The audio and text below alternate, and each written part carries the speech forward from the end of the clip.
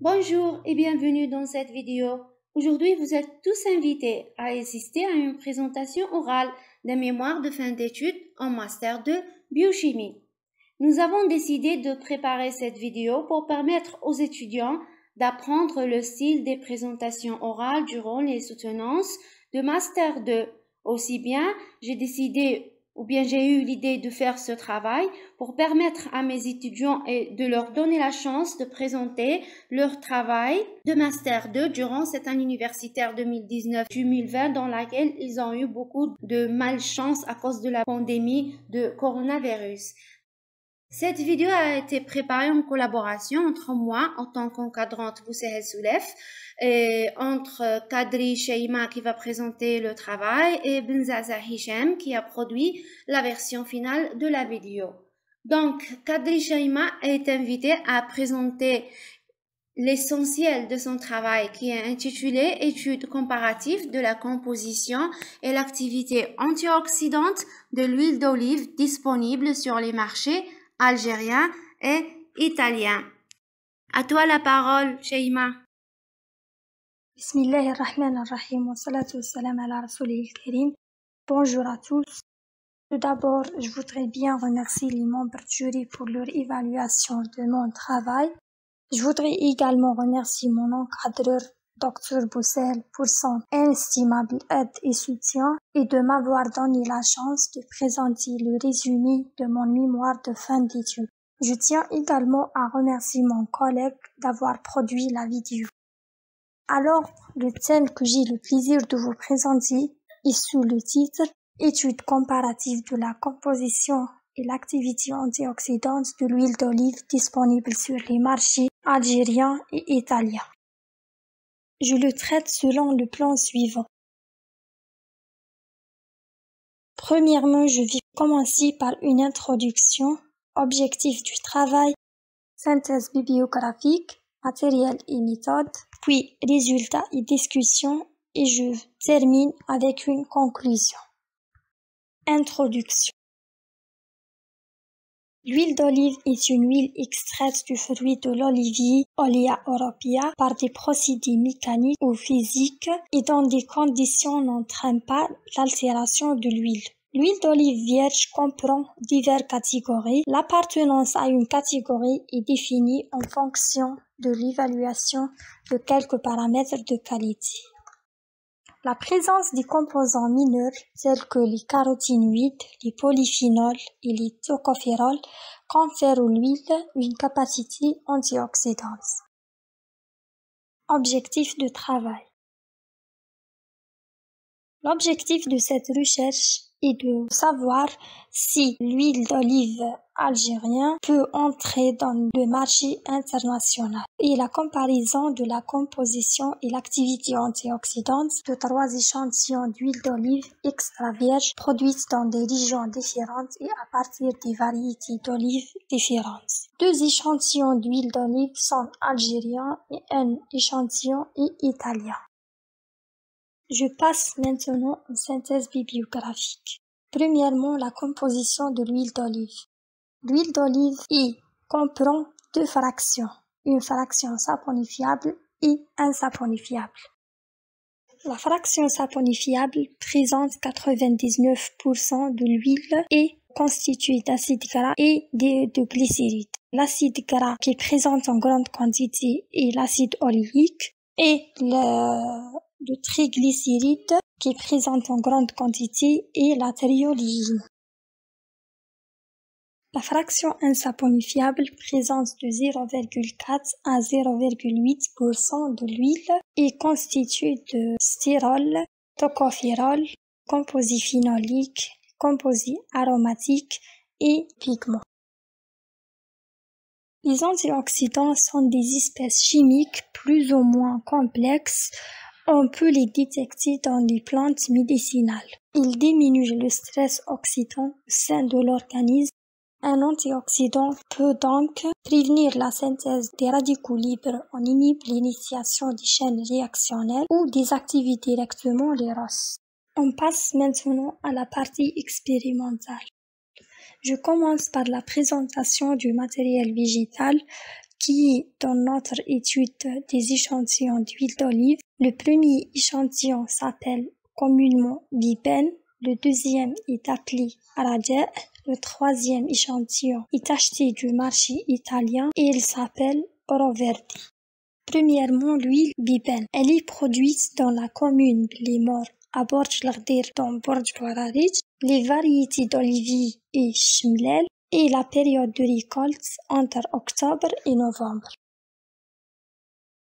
Les analyses de qualité ont été menées pour l'huile Biben et Raja et ce bulletin d'analyse de l'huile Biben représente un exemple. Les résultats d'analyse ont montré que cette huile a tous les critères de qualité positifs. Par contre, il n'y a aucun attribut négatif noté dans l'échantillon. Donc cet échantillon est classé dans la catégorie d'huile d'olive extra vierge conformément à la norme commerciale du Conseil oléicole international. Deuxièmement, l'huile Raja. Les olives sont cultivées dans la région de Ngaous à Betna et l'huile est extraite dans la région de Rabta à Borj Dwararij. La variété est Monzanella et la période de récolte entre octobre et novembre. Troisièmement, l'huile Oro Verde. Elle est produite dans la ville de Florence en Italie et est considérée comme une huile multivariétale. La période de récolte est en octobre. Pour l'extraction des polyphénols, on a utilisé une extraction liquide. 50 ml d'hexane sont introduits dans un bécher auquel sont ajoutés 50 g d'huile d'olive et 30 ml d'un mélange méthanol au distillé. Le mélange est agité pendant 5 à 10 minutes pour la séparation de deux phases. L'une est huileuse et l'autre est aqueuse. La phase huileuse reste dans l'ampoule à décanter et subit deuxième et troisième extraction par 30 ml de mélange méthanol au distillé. Et chaque fraction polaire de la première, la deuxième et la troisième extraction subit un lavage avec 50 ml d'hexane. Puis, on passe cette fraction polaire obtenue dans un rotavapeur à 40 degrés Celsius pour l'évaporation de méthanol. Le résidu reste dans le ballon de rotavapeur représente notre extrait. On va le sécher complètement dans l'étuve à 40 degrés Celsius. Après le séchage, les extraits sont pesés et dissous dans le même solvant d'extraction pour enregistrer les concentrations puis conservés à 4 degrés Celsius. Le dosage des polyphénols totaux est effectué. On utilise le réactif de Fola CO4.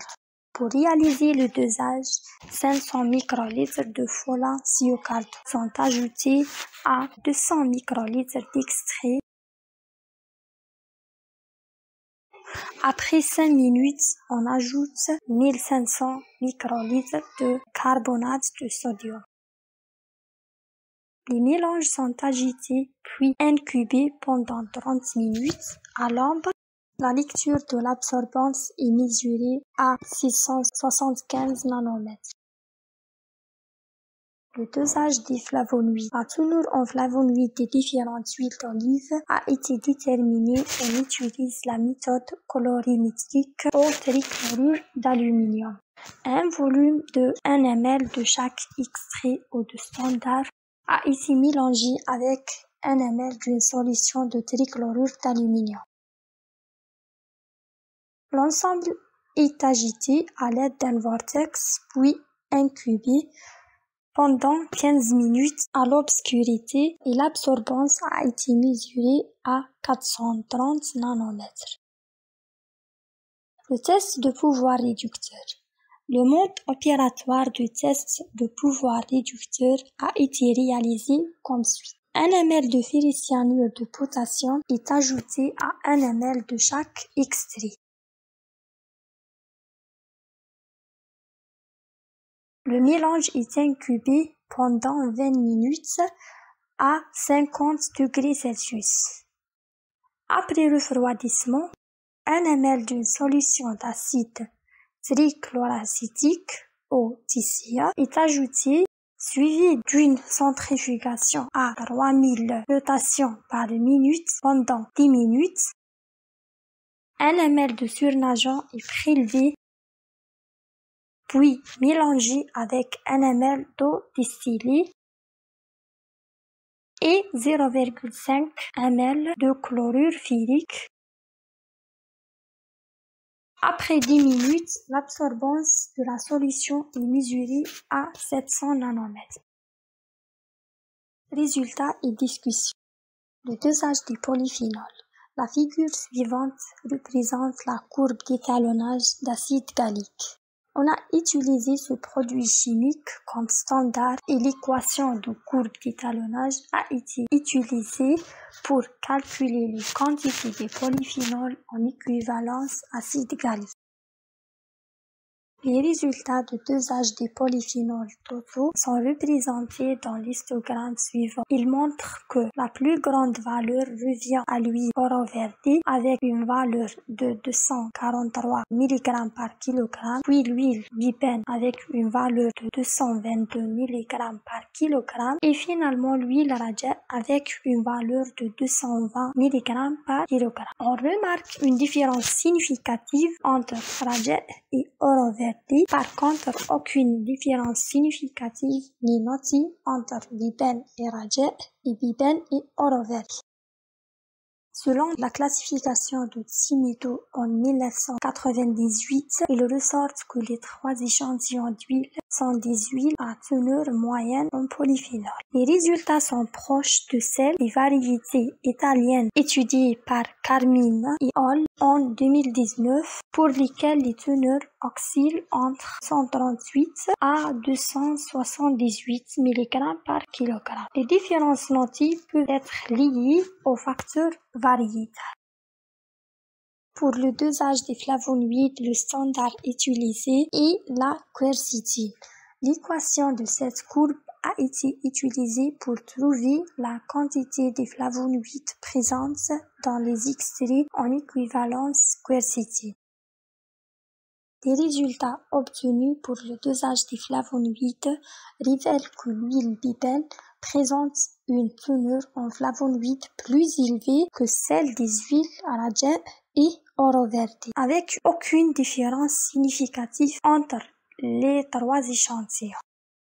Ces résultats sont proches à ceux obtenus pour quelques variétés d'huile algérienne trouvées par l'Aribi en 2015, oscillent entre 10,13 et 49 mg par kg. Ils sont obtenus par Hamed et Hamoudi en 2017, oscillent entre 13,33 et 66,6 mg par kg. Plusieurs facteurs peuvent influencer la teneur en flavonoïdes aussi bien que les polyphénols, tels que les facteurs géographiques et climatiques, les facteurs génétiques, le degré de maturation du fruit et la durée de stockage. Les résultats de tests de pouvoir réducteur montrent que l'huile Bipène exerce la meilleure capacité réductrice, suivie de l'huile Rajet et finalement l'huile Oroverdi. L'huile Oroverdi présente une différence significative par rapport aux autres huiles. Le pouvoir réducteur de chaque huile d'olive pourrait être en relation avec les teneurs en flavonoïdes car les huiles Bipène et Rajet sont plus riches en flavonoïdes par rapport à l'Oroverdi. Conclusion et perspective. On conclut que les huiles d'olive algériennes peuvent constituer une source importante de nutriments. Les huiles d'olive algériennes peuvent entrer en compétition de qualité avec les huiles européennes méditerranéennes disponibles dans le marché international. Donc, il serait intéressant de déterminer le profil complet en composés phénoliques des huiles d'olive algériennes et approfondir les connivences sur l'influence de certains paramètres sur la qualité de l'huile d'olive algérienne et de sa composition et son activité antioxydante. Et étudier les différentes variétés d'olives algérienne pour améliorer la qualité d'huile locale et pour choisir les meilleures variétés à cultiver. Et merci pour votre attention. Je remercie infiniment Kadri Cheima pour sa présentation et encore Benzaza Hicham pour la production de cette vidéo. Bon, je vais donner quelques informations scientifiques avant la clôture de cette vidéo. À vrai dire, dans une présentation orale d'un travail qui contient des résultats, la partie synthèse bibliographique ne prend pas un grand espace de la présentation. Mais bon, j'ai préféré de laisser Cheima présenter son travail avec plus de biblio pour l'intérêt scientifique des écouteurs de la vidéo. Ce travail est très important car il parle d'un sujet d'actualité qui est l'huile d'olive algérienne, mais aussi d'un des problèmes majeurs en Algérie, c'est la production d'huile d'olive de qualité localement. Beaucoup d'Algériens pensent que l'huile algérienne est la meilleure au monde. Mais ce n'est pas la vérité, c'est faux.